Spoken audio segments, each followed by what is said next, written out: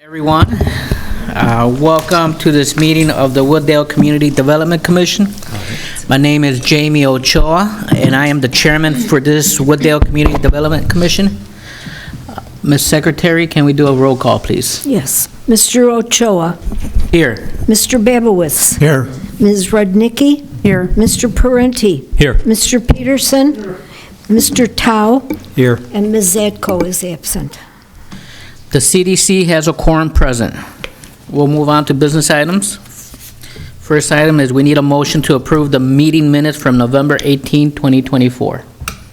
Make that motion. Second. After motion and a second, there being a motion and a second, all in favor signify by saying yes. Yes. Yes. Yes. All those opposed signify by stating no. The motion carries. The minutes are approved. With that, we'll move on to our public hearings. Mr. Conway, as chairman, I request that you serve as the public hearing facilitator. Certainly, Mr. Chairman. For our public hearings, all testimony will be given under oath. At the hearing, there'll be an opportunity for the public to offer testimony and to comment. Following the public hearing, the CDC's deliberations will be open to the public in the sense that all are invited to listen and watch. The public, however, may not speak during the CDC's deliberations. We ask that the applicants here tonight give specific evidence to demonstrate that the proposal meets the standards of approval for the request. The burden is on the applicant to prove the case. Additionally, city staff will provide a general description of the proposal, followed by their analysis. With respect to others who wish to speak, you may give an opinion or present specific evidence as to why you believe the applicant meets or fails to meet the standards for the request. Finally, we'll strictly adhere to the schedule prepared for tonight's meeting.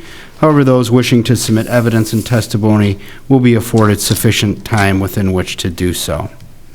Whether you're a member of the public wishing to make a statement for the record or a witness testifying on behalf of an applicant, you will be placed under oath. You'll begin by stating your name and address. You will be subject to questions by the Community Development Commission and potential cross-examination by the applicant. Read it all. To allow as many people as possible to be heard, we would request that your remarks be limited to 5 minutes. If additional time is needed, the hearing will be continued until the next available hearing date. And I ask that anybody who wishes to speak tonight, you will approach the podium over here and just speak into the microphone because tonight's meeting is being recorded. Okay, I'm calling tonight's first and only matter. It is CDC 2024-0007. This case involves an application filed by C1 Chicago 2 LLC, the property owner, for a special use for a planned unit development, a combined concept and final development plan with certain deviations, a site plan review, and a final plat of subdivision, re-subdivision, to enable construction of a data center buildings on property generally located to the west of Illinois Route 83 Bussey Road between Foster Avenue and Washington Street. Okay, let's begin. Staff, can you please indicate when the notice of the hearing was published and whether you have the certificate of publication from the newspaper? Would you raise your right hand, please? State your name and address. Gosha Pocheja, 404 North Wooddale Road in Wooddale, Illinois. Do you swear to tell the truth, the whole truth, and nothing but the truth, so help you God? I do. Thank you. Thank you. Yes, the public hearing notice for tonight's public hearing was published in Daily Herald on November 29th, 2024. We do have a certificate of publication on file. We also placed 2 public hearing signs around the property, and a notice was mailed to property owners within 250 feet of the subject property. Okay, thank you very much. Is the applicant here tonight? Yes, Okay. Would you like to make a presentation? yes. Okay, thank you.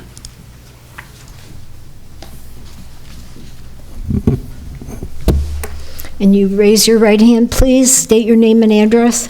Brad Hout, 2850 North Harwood Street, Dallas, Texas. Do you swear to tell the truth, the whole truth, and nothing but the truth, so help you God? I do.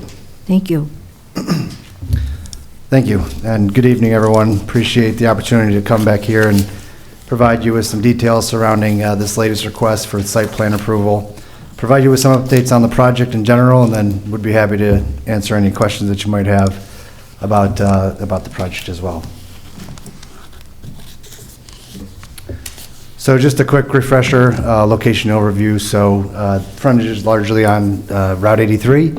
At the northern end, we're bound by Bryn Mawr, and on the southern end by Foster Avenue. The area that you see shaded in green, that's what we call our Phase 1 acreage. So that was approved by council earlier this year, received a building permit, and we're under construction there, received a building permit recently. And then the area outline that's not shaded, that's the area that we're talking about tonight, and this is the area that pertains to the site plan approval. Two site plans side by side. On the left hand is the concept plan that was included in the annexation rezoning request in September. And then on the right side is the comparison, just showing largely that they match. That's the current site plan. We've got 4 buildings, A, B, C, and D.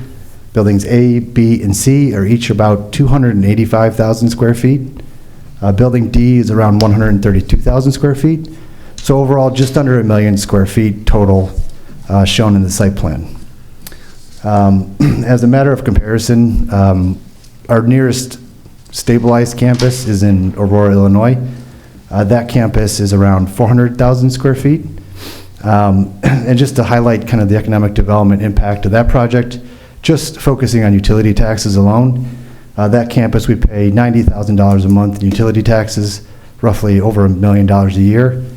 With this square footage and with the Phase 1 acreage, the economic impact is multiples of that. And so just want to highlight that right off the bat, because I think on the screen it looks, sometimes it can look small, but in fact this is a very large campus that's going to produce a significant amount of new tax revenue for the city.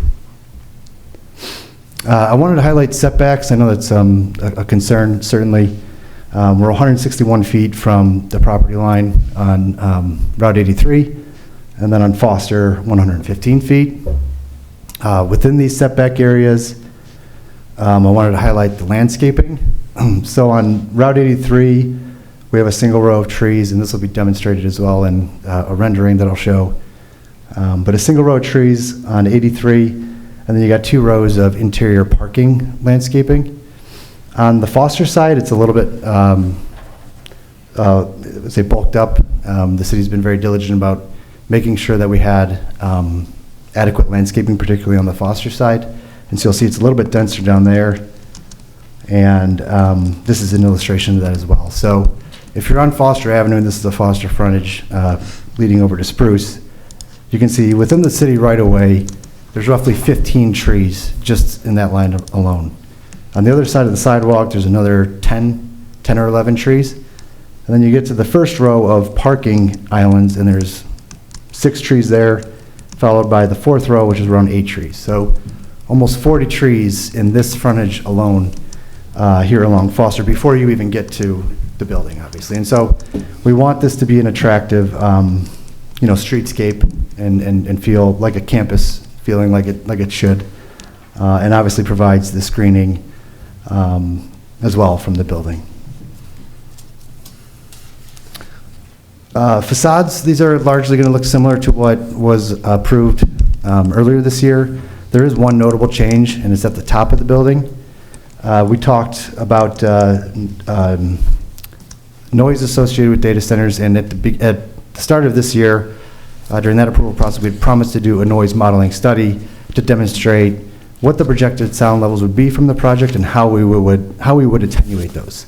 And so one major way that we're addressing noise is on top of our cooling towers, on top of the roof, we have sound attenuation enclosures. And so these are additional enclosures beyond the standard cooling mechanism that's intended to reduce and capture noise, and greatly allows us to minimize our impact environmentally, and allows us to achieve the compliance with the IEPA standards for noise in this area. The rest of the elevations look the same for the most part. They're architectural metal panels, a lot of glass. Most of the glass is going to be showing into functional areas, so at night you'll see this, inside of like an office space. It's going to look like an activated building. At its heart, this is an industrial building, but there is an office component, and we're putting those portions of the facade on the street-facing elevations. And so it won't look like this blank concrete facade. It's going to look like an activated office building where people are working and things are happening. That's the 83 elevation. This is Foster. Really the primary facade on Foster is on the bottom. Again, you're looking into that second floor office area, and then office areas on the left-hand side there too.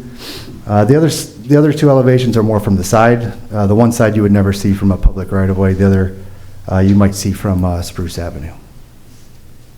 And again, the roof, the top equipment that you see there, that's the attenuation enclosures.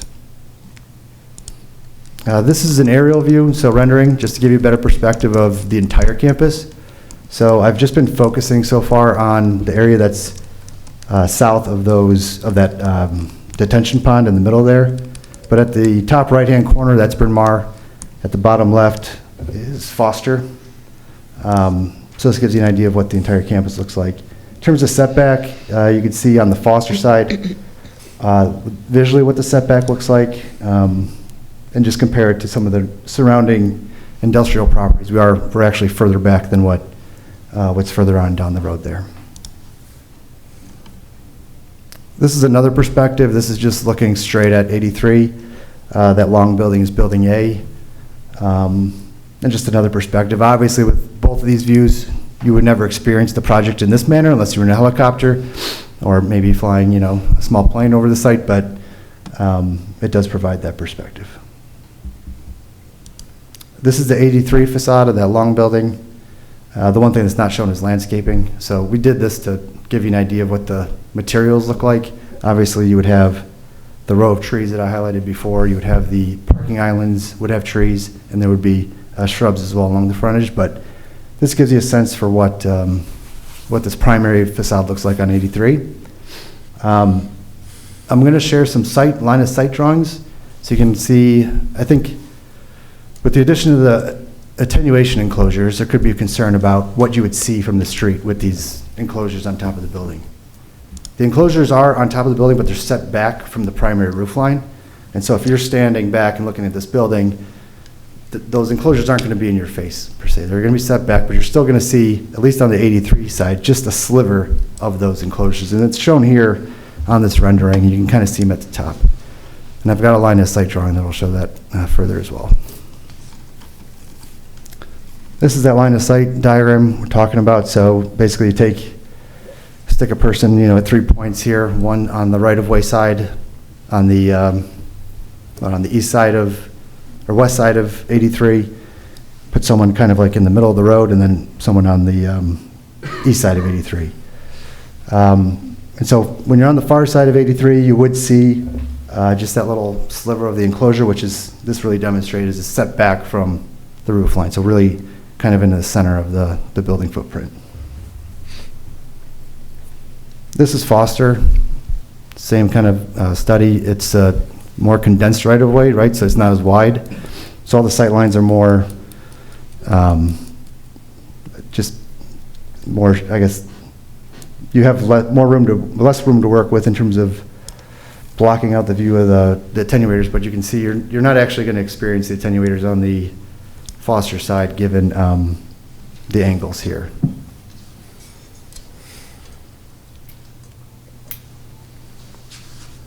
Talked about noise. The full noise study, the whole noise modeling report is in that packet that was included with the agenda.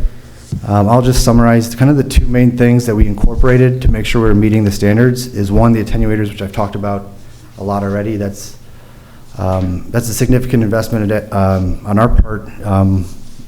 Certainly a lot of added cost, but it will provide that performance that you're looking for and help us to really ensure that this is a nice, quiet facility. The second thing is masonry enclosures around the generator yards. So a lot of data centers or other locations where there aren't strict standards or you have more room to work with, you would just put a fence around those. In this case, we have masonry or concrete enclosures which dampen the sound and avoid the transmission of sound outside of those areas. And that diagram at the right kind of demonstrates that. And then our projected compliance is here on the left relative to two things. One, the ambient noise that exists there today is kind of that wave, and those are based on readings we did in 2023. Our projected nighttime limits will be below the ambient noise that's there today and below the IPA threshold of 44 dBA. I copied and pasted the deviation requests. A lot of these are they're almost identical from the last go around. I'll just highlight a couple things. Parking spaces. So we rezoned to industrial based on the square footage we have. If we kept it the way it is, we would have to have 1,200 parking spaces on our campus. We do not generate a lot of traffic, and so we would never need 1,200 spaces on our campus, and so the request is to right-size the parking requirement to our actual reduced traffic needs. And so that's why we're asking to go from 1289 to 394. And that might be unusual because I feel like a lot of times people are trying to increase it. In this case, we're trying to decrease it, right-size it, and maximize the land that's available for development. Similarly on the loading berths as well, I'll mention. Another deviation to highlight, and I'm happy to go through these in more detail if needed, but I think a lot of them were pretty straightforward. Placing parking in the front of the building, that allows us to have our visitors and employees entering the building right where the entrances are located. If we put it on the sides, we'd have to walk all the way around a fairly large building to get to the front door. Additionally, having the parking in front allows us to set that building back from the lot line and helps provide that more space for landscaping and other screening. This is just an update and a review of what the site looks like today. The picture on the left was taken on Friday. On the right is an aerial view, so you can see that the site's been cleared, rough graded, and we now have a ground cover in place. Obviously, that won't start growing until the spring, but it is there today. Recognize there was some issues during the later part of the summer with drier soil conditions and machinery moving around and some dust. I think we've now addressed that with stabilizing the soil and the ground cover, and I'm confident that that would not be a concern going forward. We do have a permanent security fence around this site now, so that'll help avoid some of the trespassing and vandalism that was, present during some of that demo stage, which was unfortunate, but certainly I'm happy that we're past that stage now. On building one, just an idea of timing. So it's being graded right now. I think we'll target a topping out ceremony for that site sometime in the spring, just to celebrate the progress on that and bring a little bit more visibility to this project. And then beyond that, we'll complete the first building probably in the early 26. From there, we'll move to our next phase. The next phase could be any one of those 4 buildings I'm building to.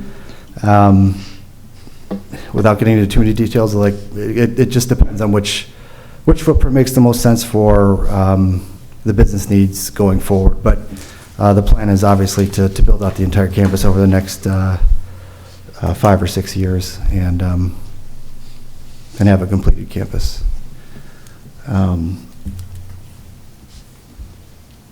Aside from that, that's the extent of my presentation. I'd be happy to answer any questions or comments you all may have. Okay, thank you very much. Does any member on the CDC have any questions for the applicant? I think just my question, is that what most centers look like? Yeah, I think so. Well, the technology is always kind of evolving, so the buildings will change over time, and ours could too. But right now, the footprint that you see is our prototype that we use and we deploy across really across our entire portfolio.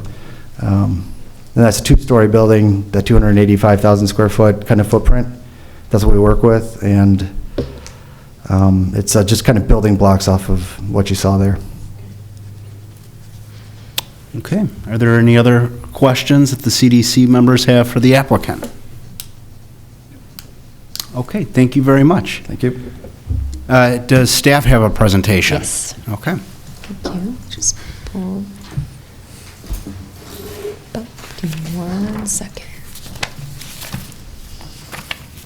Perfect. Thank you. I will do a brief overview. A lot of information was already shared by the applicant, so very briefly, the general location, we're kind of on the northeast side of town, along Route 83 and to the south of Elgin O'Hare Expressway.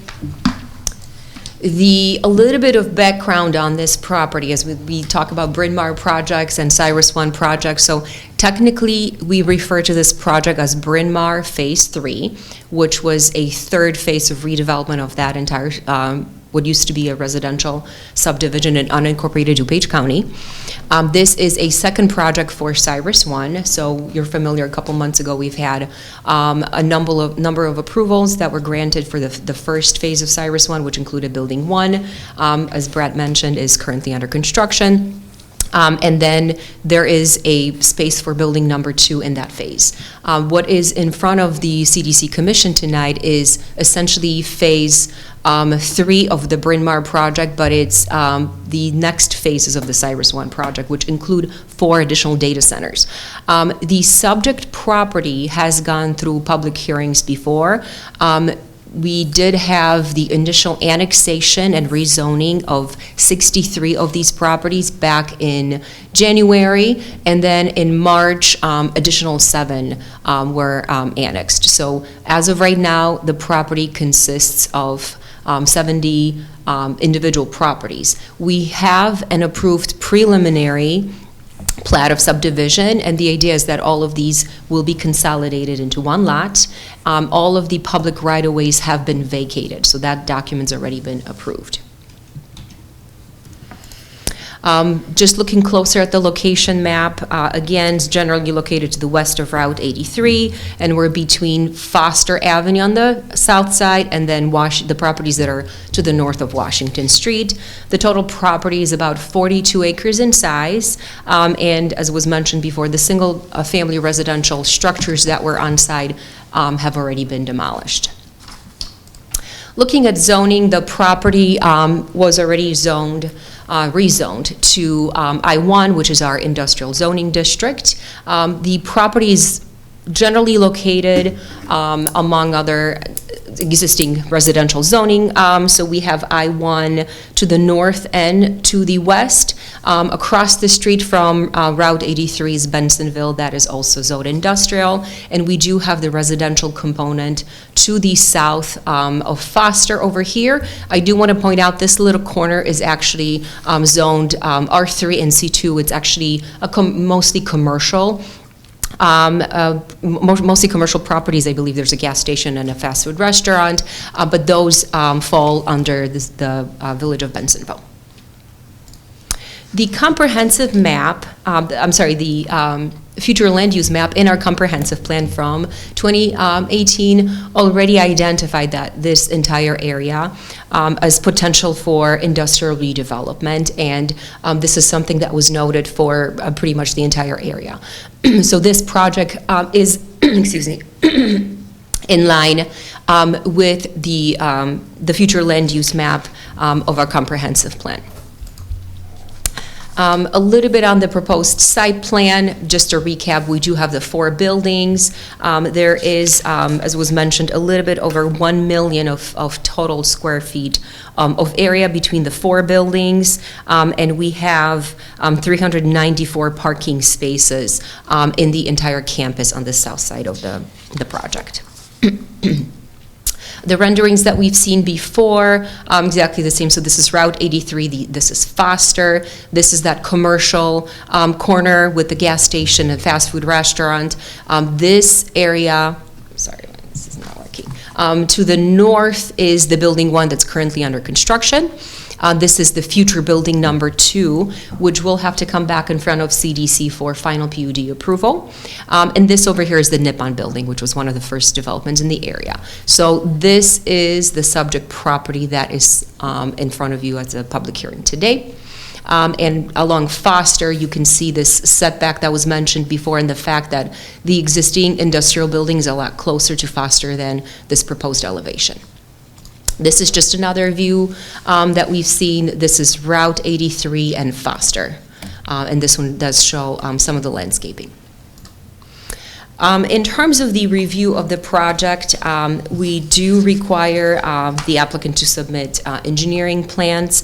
Those have been reviewed by our city engineers and essentially approved. Every project that has gone through a special use for a planned unit development has to meet certain requirements to be able to move forward with a public hearing. But there's always final engineering approval that will come at the time of permitting. So essentially, most of the comments have been addressed, but there could be some that still will be addressed during the permitting process, which is very typical.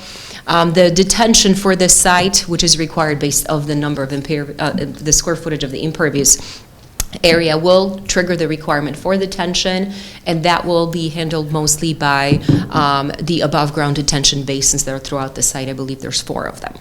I do want to point out the traffic study was prepared for this development. It was reviewed by our consultants as well. Generally, the recommendations and the findings was that the existing road system should be sufficient to be able to meet this new proposed development. There shouldn't be any significant impact on the traffic operations that would require any improvements to the existing streets and the system. We do have one note on here that was noted in the traffic impact study, is the Foster and Route 83 intersection. There could be a potential for an additional turn lane on the eastbound Foster Avenue. There was a note in the traffic impact study that perhaps once the building is fully occupational, fully in use, we may have to look at the traffic just to see if there is a need for just that additional turn lane on the eastbound Foster Avenue.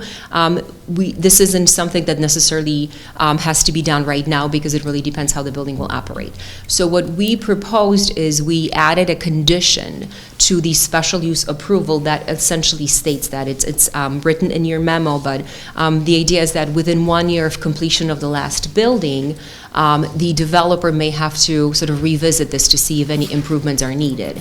At that point, they would have to work with Village of Bensonville because that intersection falls under their jurisdiction, but this would be part of the approval, a condition that will be placed on the approval of this entire project.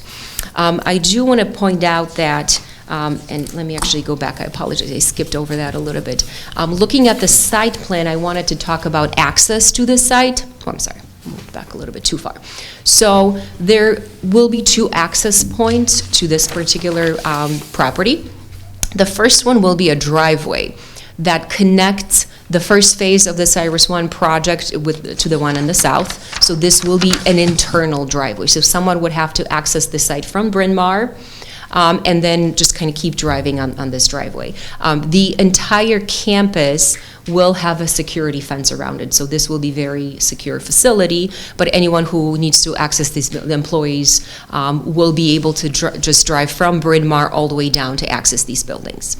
A second access point will be provided off of Spruce. So we have Spruce Avenue back here off of Foster. There will be a second access to the site. This will be passenger only, and this one will have a Knox box for the fire district. So in case of emergencies, the fire district will be able to access the site either from the south or from the north. The key here is that there will be a prohibition for any truck traffic on Foster. Foster is not a truck route, so the developer wanted to make sure that there will not be any truck traffic on the south side of the property.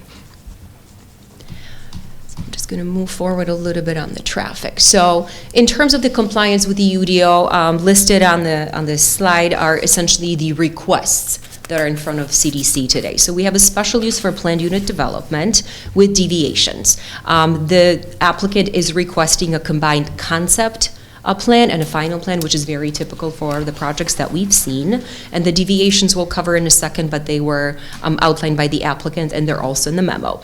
We have a site plan review because every special use request also requires site plan review. And then we have a final plat of subdivision. As I mentioned, we had an approval for a preliminary plat, but now this will be a final where all of the parcels will be consolidated into one single parcel. In terms of use, we mentioned this before, our municipal code does not have a specific use for data centers. So the closest one that really equates to that would be a warehouse, because essentially majority of the building will be used for storage of equipment. So that is a permitted use in that zoning district, so no special requests are needed. This is a list of deviations. We have a total of 8, which is actually a little bit less. I think the first phase had 10 deviations, so this one is a little bit closer. The building height, once again, very similar to the first request. The request of the applicant is to go from 45 feet to 70 feet. Keep in mind that the 70 feet is actually a little bit further away. It was not the front facade, it's just the total height of the building, including, I believe, the screening. The fence height is also a deviation. So our code states that any fence that's in your front yard or corner side yard may not be taller than 3 feet, and the applicant is requesting deviation to allow an 8-foot ornamental but security fence all the way around the property. Obviously, for security reasons, this needs to be maintained as a highly secure area. Deviation number 3 is also related to the fence because it's the fence material. In this case, it's the fact that it's a security fence that has pointed ends to it, just to make sure that the site is secure. Number 4, number of required parking spaces. So this is a significant change. The code, based on the calculations of the warehouse and a little bit of an office component, would require 1,289 parking spaces, which is significant. The applicant is proposing a total of 394 parking spaces. This is something that we've seen before as well. The particular use of the building and the number of employees that it will generate just doesn't need this much parking. So the applicant is seeking this deviation to align the actual parking that will be provided with the actual needs of the building and of the use. The number of required loading berths is 11, and the applicant is seeking a deviation to reduce it to 10. Once again, there's not going to be a lot of truck traffic or deliveries. It's probably going to be related just to deliveries of equipment and so on. So there's just not a need for them to have all of these loading docks in these buildings. Then number 6 is the parking in the front. This is a code section that specifically says that parking should not be in front of the building or in between the front facade and the front property line. So this is a request for building A and B. And then we have front-facing entrances. This is mainly for building C and D. Those are the ones that were a little bit further back, just because of the layout of the site. They're not facing a front property line, therefore they're not able to put the entrances exactly that where they would be visible from the front property line. And the last one we have are the signs on non-street elevations. Our sign code says that wall signs are only permitted on elevations that are facing front property line or street lines. In this case, we have buildings behind buildings and they're just not facing a street. So deviation is requested by the applicant to allow signage to be placed on these buildings. In terms of compliance with the comprehensive plan I mentioned before, the area is designated as industrial business park. It does help the city support multiple goals and objectives, especially the fact that it will be development of at this point, vacant property. It will provide job opportunities and also economic opportunities for the city, and provide a balanced use and sort of maintain a very strong tax base for the city. In terms of public hearing, we haven't really received anything since the public notice was published. I believe today we did receive a FOIA request this afternoon related to this petition, but I personally didn't have any questions come my way related to this project prior to tonight.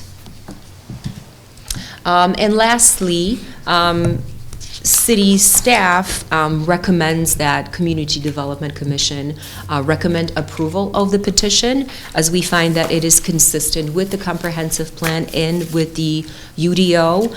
Listed on the screen are the conditions that we are suggesting as part of the approval. Typically, for special uses, there are certain conditions that are built in the approval. These will be listed in the approval ordinance. The first one is very standard. It's just the fact that the documents that are in the staff memo that have been submitted by the applicant in their application and the information that's part of the testimony in the public hearing tonight will become sort of the approved plan. So the developer would have the obligation to construct a project within these parameters that will be approved. Number two, final engineering approval, as I mentioned, that typically comes at permit issuance. Number three, if there are rooftop units visible from the street, screening may be required. So this is a standard condition we put on our project. We've been working with the developer and the developer's architect to minimize those views. So I think they've been able to address most of these with the site triangle. I'm sorry, not the site triangle, the sightline diagrams. Number four is the ongoing obligation of the developer to maintain the landscaping. That's part of the approved plan. And number five is that traffic condition I mentioned. Is just the fact that there may be a possibility the intersection of Foster and Route 83 may have to be revisited in the future if there are any noted issues when it comes to traffic in that particular area. And that, I believe, concludes my presentation. Thank you. Okay, thank you very much. Does any member of the CDC have any questions for staff? In regards to the security fence, am I correct in saying that the pointed portions will be facing outward? Is that any kind of a safety hazard that we need to be concerned about? People getting hurt on that? I mean, they're doing something that they shouldn't be doing, but... I mean, our code does not allow pointed ends for that reason. But I think in order to maintain a secure perimeter around the site, that's the intent. I apologize, I don't have a graphic in here. This will be an ornamental iron fence, so I think the tops will be a little bit larger in size. So I think they're meant to be ornamental, but at the same time have the functional. Deterrence, not spearing. Exactly. Yeah, but if someone tries to, they're... That's the intent of it, to keep them out. Okay. Yeah. Any other questions? Yes. Now, that area of traffic of Foster and 83, did you say that Bensonville has the control of that? I believe it falls within the Bensonville right-of-way. Do you anticipate any issue with Bensonville? No, so we've been, I don't want to say in contact, but we've contacted the director of community development at Bensonville, and we're going to have an ongoing conversation about the impacts of this project that potentially could have on Bensonville. I will note Route 83 is a state route, so that's IDOT. But the remainder of Foster is Bensonville. So this probably, if it comes to it, it will be sort of this multi-level project where IDOT and Bensonville would have to be involved, and obviously the developer. Any other questions for staff? Okay. At this time, thank you very much. At this time, what I'd like to do is I'd like to open it up for the public. Is there any member of the public who has any questions either for the applicant or for staff, or would like to make any statements or comments? If so, just raise your hand. Okay. Going once, going twice? All right. Okay, so no further comment of the public. At this point, I'd ask the CDC members, do you have any final questions for either staff or the applicant? All right, so if you recall, once we close the public hearing, at that point, there's no more opportunity to ask questions of staff and the applicant, and that's just for your deliberations. So, final call for questions? Okay. So what I'll do now is I need a motion to close the public hearing. Do we have that motion? I'll make that motion. Okay, do we have a second? I'll second. All right, there's been a motion and a second, and Marilyn, can you please roll call to close the public hearing? Mr. Ochoa? A motion to Yes. close. Mr. Babowitz? Yes. Ms. Rudnicki? Yes. Mr. Parenti? Yes. Mr. Peterson? And Mr. Tao? Yes. Okay, the motion carries, and so now we move to the deliberation portion of the meeting. This is your opportunity to express your opinions, any statements that you may have on this particular request.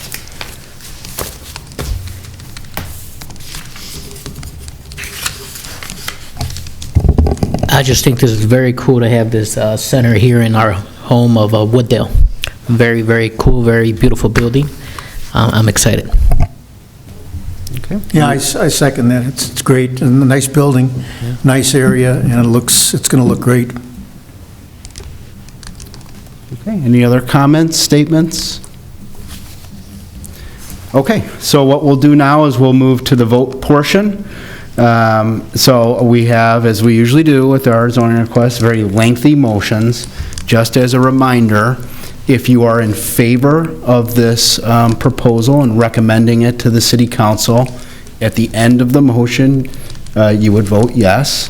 If you're not in favor, you'd vote no. Okay, what I'll do is I will make the proposed motion, and we'll just need somebody to say so moved, and then we'll get a second, okay? So here we go. Based on the submitted petition and the testimony presented, the proposed request for a special use for planned unit development, combined concept and final development plan with certain deviations, site plan review, and final plat of subdivision, re-subdivision, on property generally located to the west of Illinois Route 83 Bussey Road between Foster Avenue and Washington Street is consistent with the Unified Development Ordinance and Comprehensive Plan, and therefore I move that the Community Development Commission adopt the findings of fact included within the staff memo dated December 16th, 2024, as the findings of the Community Development Commission, and recommend to the City Council approval of the special use for plan unit development, combined concept and final development plan with certain deviations, site plan review, and final plat of subdivision, re-subdivision, for Cyrus 1 Data Centers Phase 3 through 4, Bryn Mawr Phase 3, on property generally located to the west of Illinois Route 83 Bussey Road between Foster Avenue and Washington Street in case number CDC 2024-0007, subject to the following conditions. Number 1, the special use, plan unit development, variation, site plan review, and plat of subdivision shall substantially conform to the staff memo dated December 16th, 2024, and the attached exhibits and the CDC meeting minutes, except as such plans may be modified to meet city code requirements. Where deviations to the codes have not been requested as part of this approval, the existing codes must be met as applicable at the time of permit application. Number 2, final engineering approval prior to the building permit issuance. Number 3, if the rooftop units are visible from the streets, the developer will be required to provide screening. Number 4, the developer has an ongoing obligation to maintain the landscaping on the site in accordance with the approved landscape plan. Number 5, if it's found within 1 year of the completion of the last building that this development is a cause of the need for an additional turn lane on eastbound Foster Avenue in the future, the developer shall coordinate with the Village of Bensonville and contribute proportional costs of the improvements. That's the motion. Anyone can say so moved. So moved. Okay, do we have a second? All right, we have a motion and a second. Any further discussion? Okay, can we have a roll call, please? Okay. Mr. Ochoa? Yes. Mr. Babowitz? Yes. Ms. Rudnicki? Yes. Mr. Parenti? Yes. Mr. Peterson? And Mr. Tao? Yes. Okay, the motion passes, and the recommendation of the CDC will go to City Council, and will be to recommend approval of the request in this application. And that will go to PZB. Do we have any idea, Ms. Boccia, when that's going to go? We do. I'm looking at I believe the PZB meeting, so the committee meeting will be on, January 9, and then January 16 is the expected city council meeting. Okay. All right.